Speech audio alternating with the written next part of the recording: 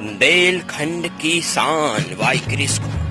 चलिए आज हम आपको ऐसे शख्स से मिलाने वाले हैं जिनका सुबह से उठ करके और रात को पूरी सेवा गौ सेवा में निकलती है, जिनका उद्देश्य गौ सेवा। ऐसे व्यक्ति से मिलवाने वाले हैं, उनके पास चलते हैं, उनकी बातों को जानते हैं, उनसे कुछ समझते हैं। अपन जानते हैं कि उनको ये प्रेरणा कहाँ से मिली, कैसे उन्होंने शुरुआत की।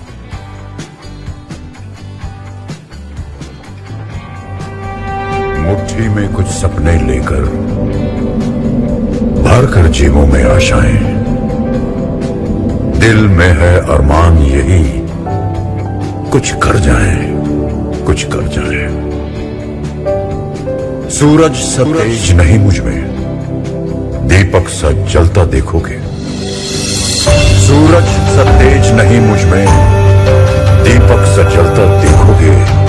अपनी हद रोशन करने से तुम मुझको कब तक रोकोगे, तुम मुझको कब तक रोकोगे।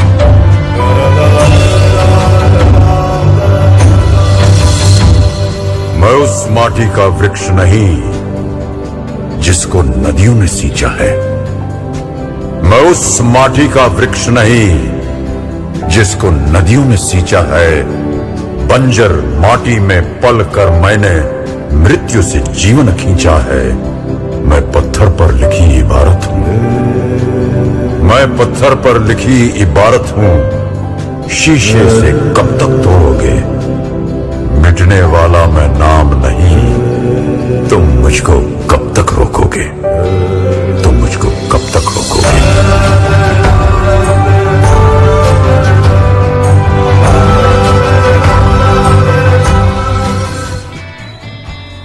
चलिए ऐसे शख्स से मिलवाते हैं जिनका जीवन ही पूरा गौ को समर्पित है।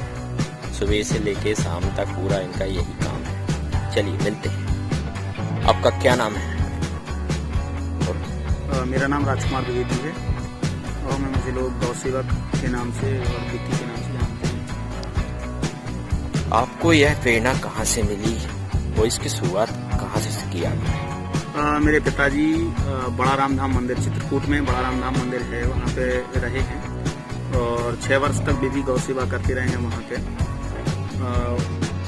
वे मेरे प्रेरणा स्रोत हैं। इधर खजुराहो में जितनी भी गायें बीमार मिलती थी, कई बार जब दूसरों से सहायता या यहाँ के डॉक्टर सहायता मांगी गई, कोई काम में है, प्रशासनिक काम में है अथवा दूसरे में काम में है, सहायता के लिए नहीं आए, तो मैंने खुद से ही जो छोटे उपचार है वो करना शुरू कर दिया और धीरे धीरे करके सीखते गए और अब जो है गायों की सेवा लगातार चल रही है।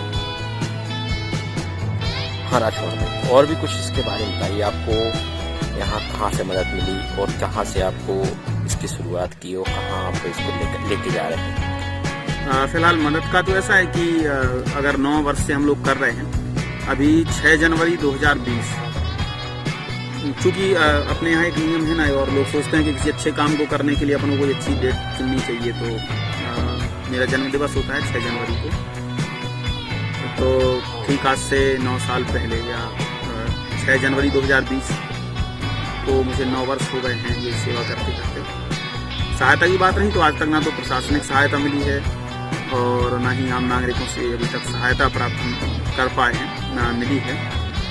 प्रशासनिक अगर बात करें तो नगर परिषद, आपका थाना खजुराहो हो गया, या जो हॉस्पिटल वाले हैं अपने यहाँ पे, जो सामुदायिक स्वास्थ्य केंद्र है, नगर परिषद है अथवा थाना खजुराहो है अथवा अन्य अन्य जितने भी अपने यहाँ के सरकारी अमले के कार्यालय हैं, अगर उनके पास भी कोई गौवंश बीमार होता है, कोई एक्सीडेंट सड़कों पर हो जाता है, तो पूरा प्रशासनिक अमला जानता है कि राजकुमार द्विवेदी ही है और उनके जो भाई बंधु हैं जो उनके साथ जाते हैं, वही हैं जो इस काम को करते हैं, निस्वार्थ भाव से कर रहे हैं। तो सभी लोग बुलाते हमें ही हैं और हम लोग जाते भी हैं, वहाँ पे सेवा करते भी हैं। तो इतना हम लोग करते हैं। बाकी सहायता अभी तक किसी भी प्रशासनिक व्यक्ति से नहीं मिली है और अभी तक ना आम आदमी से वैसी सहायता मिल पाई है जैसी हमें आवश्यकता है। रही बात यह कि हम इसको लेके कहाँ जाना चाहते हैं, तो मेरा सपना है कि हम जो है अपने यहाँ पे एक भव्य अस्पताल का निर्माण करें अगर सहायता मिली तो एक बहुत बड़े अस्पताल का निर्माण करेंगे। शायद अपने मध्य प्रदेश में भी नहीं है, ऐसा सपना है कि एक बड़ा अस्पताल, एक अच्छी गौशाला हो, और कहीं ना कहीं ये सपना पूरा करने में लगे हैं। अन्य बहुत सारे क्षेत्र हैं जिनमें काम करना चाहता हूँ। आवश्यकता है एक अच्छी सहायता की बस।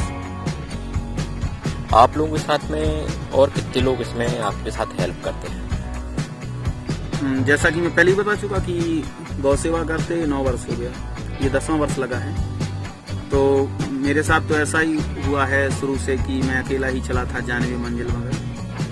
तो बस मैं लगा हूँ, काम कर रहा हूँ। बहुत सारे लोग आते हैं, छोड़ करके चले जाते हैं। बगल में जिन्हें देख रहे हैं प्रमोद भैया हैं, और मेरे बहुत अच्छे मित्र भी हैं, मेरे सबसे अच्छे मित्र हैं कहना चाहूँगा। मेरे साथ में लगे हैं, जितना भी समय उनके पास होता है वे गौ सेवा के लिए देते हैं। अन्य बहुत सारे लोग हैं। मुरलीधर कारपेंटर छोटा भाई है, बहुत अच्छा काम कर रहा है, साथ में जाता है। कृष्णकांत मेरा छोटा भाई, योगेश तिवारी और राहुल कुशवाहा हैं, योगी राम पांडे हैं, और बहुत सारे लोग हैं जो जिनको जितना समय होता है वे सहयोग करते हैं, साथ में आते हैं। और सबका सहयोग जो है आवश्यकता है, तो जितने लोग आते हैं सबका स्वागत है। लोग आते हैं और जाते हैं, पर आज तक सेवा पे कोई फर्क नहीं पड़ा है, सेवा निरंतर जारी है। आप लगातार 9 वर्षों से बिल्कुल निःशुल्क भाव से सेवा कर रहे हैं। आखिर ये पैसा आपको आखिर कहाँ से उपलब्ध होता है? मैं पहले ही बता चुका हूँ कि 9 वर्ष हो गया है। प्रशासनिक, राजनीतिक अथवा आम आदमी किसी की सहायता नहीं मिली है। मैं अभी जब तक लॉकडाउन नहीं था उसके पहले तक एक अतिथि शिक्षक के तौर पे काम करता रहा हूँ। उससे जो पैसा आता था वो मेरा पूरा गौ सेवा में जाता है पूरा, और मैं थोड़ा बहुत कर्मकांड भी करता था। पंडिताई का काम, उससे जो पैसा आता था वो भी मेरा गौ सेवा में ही जाता है। मेरे खुद के खर्चे नहीं हैं, मैं गौ सेवा के कारण अपने खुद के खर्चे सीमित किए हुए हैं, और जितना भी पैसा मेरे पास आता था पूरा गौ सेवा में जाता है। फिलहाल में मैं होटल चंदेला में काम कर रहा हूँ पुजारी के तौर पे, क्योंकि स्कूल तो अब लग नहीं रहे, तो वहाँ से जो थोड़ा बहुत मिलता है और वहाँ से जो पैसा मुझे मिलता है सैलरी के रूप में, वेतन के रूप में, वो पूरा मेरा गौ सेवा में जाता है, और किसी से मैं सहायता प्राप्त नहीं है। हाँ, छुटपुट कभी कुछ लोग ऐसे आए भी हैं सामने, और ये सबके लिए, आप सबके लिए एक संदेश भी हो सकता है कि वे लोग जिनके यहाँ पे कोई जन्मदिन है अथवा कोई पैतृक काम है, कोई अपने देहवासन हुए लोगों के लिए कोई अच्छा काम करता है, या अन्य कोई काम हैं जो श्रद्धा भाव वाले हैं, तो 1-2 लोग हैं जो सहायता के लिए आए हैं, और उन्होंने जो है हमें कुछ एक मात्रा में दान ही कहेंगे, उनकी इच्छा अनुसार उन्होंने 100-500 रुपये हमें दान स्वरूप दिए भी हैं। खैर बहुत बड़ा दान तो नहीं है, पर जितना है तो हम ये तो मानेंगे ही कि उनके अंदर एक भाव आया है कि कहीं ना कहीं ये पैसा सही जगह पे लगना चाहिए। तो मैं आज सब लोगों से यही अपील भी करता हूँ कि अगर आप लोगों के यहाँ पे भी कभी ऐसे काम होते हैं, आप केक कटवाइए, आप सब कुछ कीजिए, पर आप अगर वास्तव में एक अच्छा उत्सव मनाना चाहते हैं तो निश्चित रूप से आप इन मूक लोगों की मूक जो प्राणी हैं इनकी सहायता करने के लिए अपना पैसा एक विश्वास के साथ दान स्वरूप आप दवाइयाँ और कुछ दान, जो कुछ भी आप उपलब्ध कराना चाहें वो आप दे सकते हैं। हमारी समिति हर दिन इसका स्वागत करेगी और आपके लिए प्रार्थना रहेगी ईश्वर से। जो आज देख रहे हैं अपन व्यवस्था, गाय को तो पालते हैं परंतु उसकी सेवा नहीं करना चाहते, इसके लिए कुछ आप संदेश देना चाहते हैं? बिल्कुल, ये जो गौपालक हैं कहीं ना कहीं वे गौपालक हैं, पर एक पाप का काम भी करते हैं कि जब तक गाय उनकी दूध देती है, जब तक नहीं, जिस समय गाय का दूध निकालना है उस समय पर वो उसको अपने घर में या बाड़े में जहाँ पे बांधते हैं वहाँ बांध के रखते हैं, बाकी उस समय वो छोड़ देते हैं। ये तो हुई गौपालकों की बात। दूसरा एक ये है कि जो अपने गांव में आप देखेंगे, गाय के लिए आज अगर सबसे बड़ा जहर है तो वो पॉलीथीन है। मैं जो है अपने आसपास और जितने भी लोग मुझे सुन रहे होंगे उन सबसे मैं अपील करना चाहूँगा कि वो पॉलीथीन का कम से कम उपयोग करें। माताएं बहनें हैं या जो भी लोग हैं जो घर में खाना बनाते हैं, वे क्या करते हैं, वे सब्जियों से निकले छिलके, अन्य खाद्य सामग्री जो जो एक गाय या अन्य पशु खा सकते हैं उसको पॉलीथीन में बंद करते हैं और गांठ बांध करके उनको बाहर फेंक देते हैं। गाय उनको पॉलीथीन के साथ में ही, और कई बार पॉलीथीन ऐसी पड़ी पॉलीथीन को भी गाय खाती है। आज तक मैंने कम से कम 1500 से 2000 गायों का इलाज करके उन्हें स्वस्थ कर चुका हूँ। लगभग इतना गौवंश में स्वस्थ कर चुका हूँ, और जितनों का उपचार किया उनकी मैंने कभी गिनती नहीं की। बहुत सारी गायें हैं, पर मैं ये स्वस्थ किए हुई गायों की बात कर रहा हूँ। इतनी सारी और जो गौवंश मर जाता है उनके अंदर कितनी पॉलीथीन निकलती है, ये आप तो सोच नहीं सकते हैं। ढेरों, एक गौवंश के अंदर ढेरों पॉलीथीन है। उसका कारण हम आप हैं, तो आप लोग पॉलीथीन का कम से कम उपयोग करें। जो गौपालक हैं, अगर गाय का दूध आप पीते हैं, आप उपयोग करते हैं, तो आप बेचते हैं, तो निश्चित रूप से वो आपकी माँ है। आपकी माँ ने भी आपको दूध ही पिलाया होगा। जिस प्रकार से आप अपनी माँ की इज्जत करते हैं, उसी तरीके से गौवंश को भी इज्जत दें।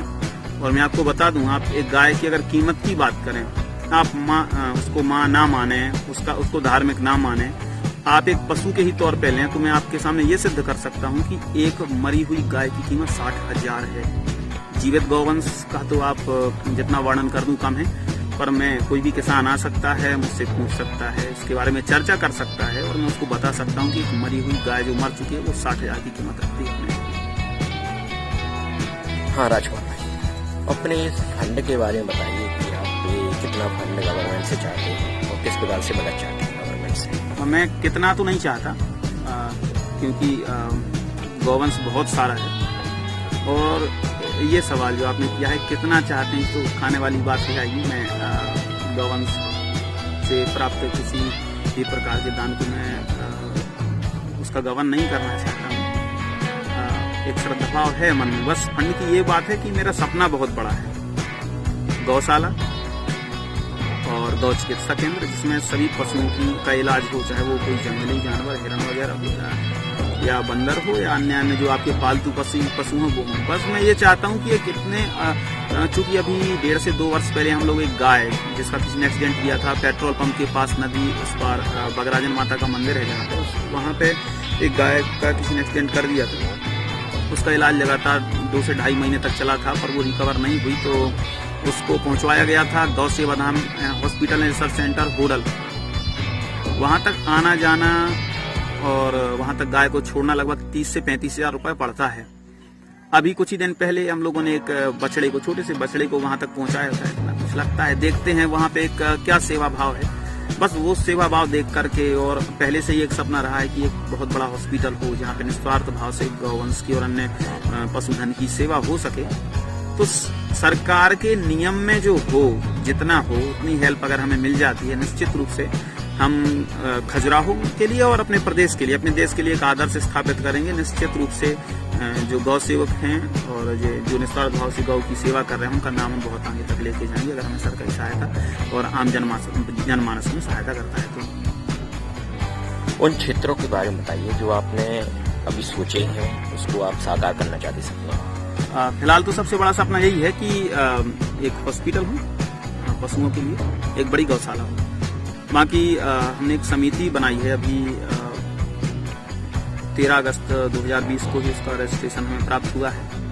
हमने उसमें बहुत सारे उद्देश्य रखे हैं जिन पे हम काम करना चाहते हैं। जैविक खेती, कृषि के लिए अनुसंधान, पशुओं के लिए भी अनुसंधान कार्य, गौवंश पर अनुसंधान कार्य, एक अस्पताल का निर्माण, वृद्धाश्रम वगैरह बहुत सारी चीजें हैं।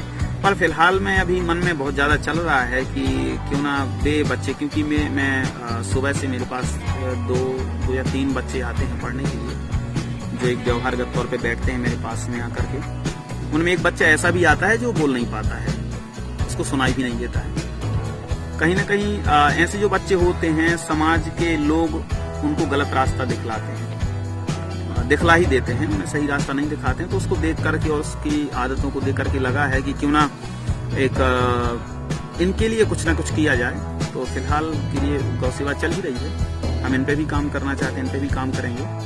और काऊ कल्चर पे भी काम करना है। काऊ कल्चर यानी गौ से खेती, जिस प्रकार से आप यानी गौ का इस्तेमाल आप खेती में उसके जीवित रहते और जीवित यानी मृत होने के बाद किस प्रकार से आप कर सकते हैं, मतलब आपके लिए उपयोगी है, उस पर भी काम करना है। देखते हैं, चुनाव तक का वेट है, चुनाव का हो जाने का और रिजल्ट आ जाने का हम इंतजार कर रहे हैं। जिस चुनाव का रिजल्ट आता है हम सक्रिय होकर के सभी जगह जाएंगे और क्योंकि मैं सेवक हूँ और सेवक को कभी हाथ फैलाने में गुरेज नहीं करना चाहिए, तो मैं शासकीय ऑफिसों में जा करके और अन्य लोगों के पास जा करके अपने हाथ फैलाऊंगा कि यथाशक्ति उन पर जो बन सके वो नियम के अनुसार हमें सहायता करें ताकि हमें सपने को साकार कर पाएं। आप भारतवासियों के लिए क्या संदेश देना चाहते हैं?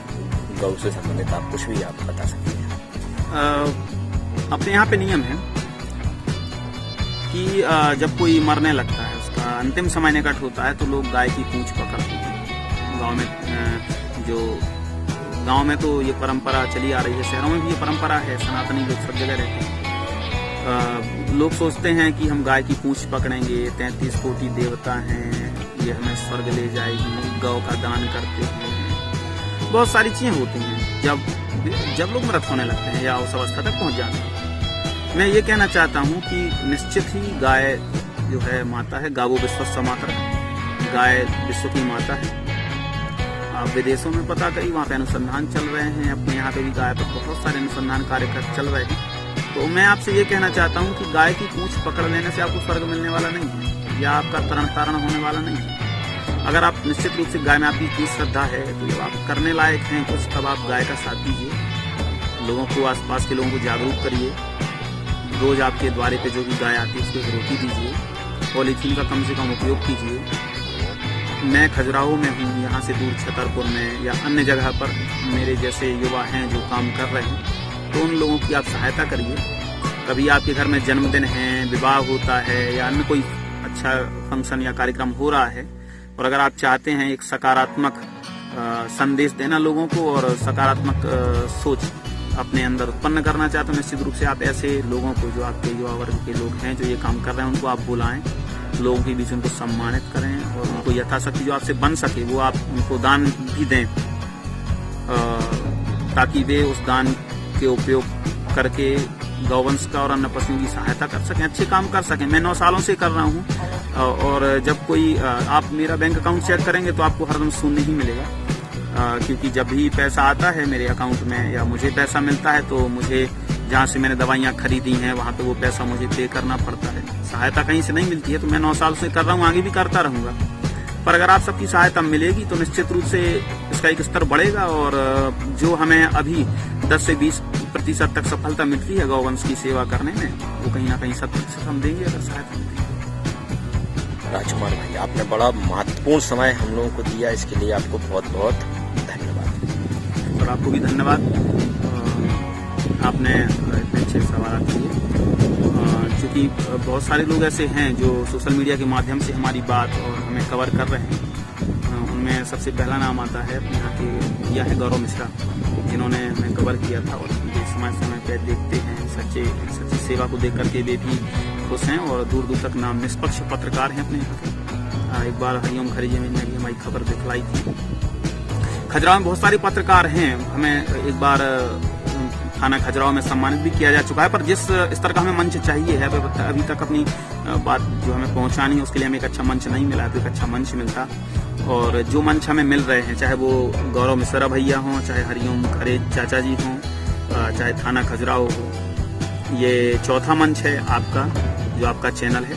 और बुंदेलखंड दर्शन, आप बहुत अच्छा काम कर रहे हैं, आपको शुभकामनाएं हैं। और मैं आप सब लोगों से, जहाँ तक मेरी आवाज़ पहुँच रही है, जहाँ तक लोग मुझे सुन रहे हैं, उनसे अपील भी रहेगी कि वो जो है बुंदेलखंड दर्शन बाय गिरीश कुमार, इसको सब्सक्राइब करें, इनकी वीडियोस को देखें। वो दूर दूर तक जा करके मेहनत कर रहे हैं और आपके सामने अच्छी अच्छी प्रतिभाओं को और सच्चे लोगों के आपको सामने रख रहे हैं। अन्य जगहों के आपको दर्शन करवा रहे हैं, तो आप सभी जो है इनका चैनल सब्सक्राइब भी करिए। और आपको गिरीश भाई, जब आपको धन्यवाद रहेगा कि आपने हमें कवर किया है, और समय समय पर आप जो है जैसे भी चाहें आपका स्वागत रहेगा, समिति आपके स्वागत के लिए